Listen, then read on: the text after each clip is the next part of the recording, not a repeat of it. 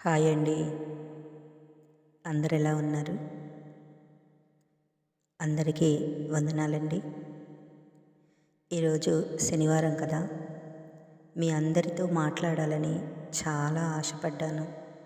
గత 2 రోజులుగా నేను కొంచెం అనారోగ్యంతో బాధపడడం వల్ల మీకు ఎలాంటి వీడియోలు పెట్టలేకపోయాను. నన్ను క్షమించండి.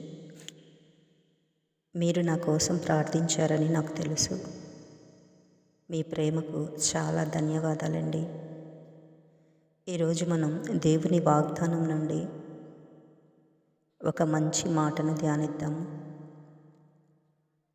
యెషయా 40వ అధ్యాయంలో 31వ వచనము. యెహోవా కొరకు ఎదురుచూచువారు నూతన బలము పొందుదురు.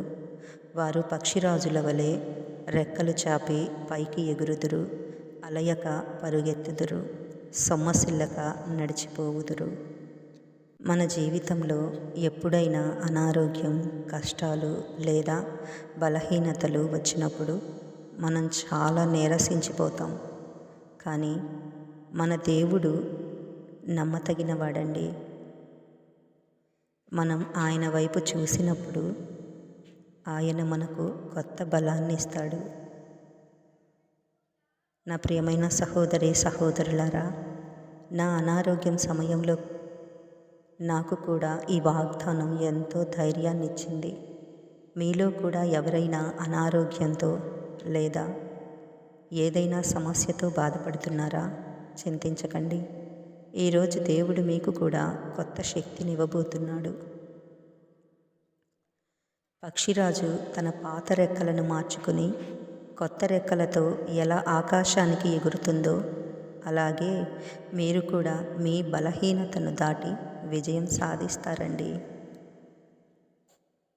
ఈ చిన్న మాటలు మన వినికిడిలో దీవింపబడునుగాక.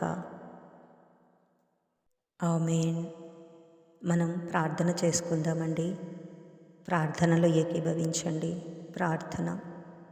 పరిశుద్ధుడా,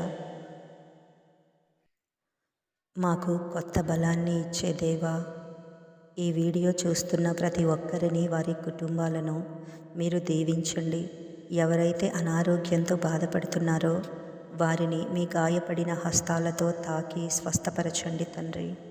ప్రతి బలహీనతను తొలగించి మీ కృపతో నింపమని యేసు నామములో ప్రార్థిస్తున్నాము తండ్రి. ఆమేన్. ఆమేన్. ఆమేన్.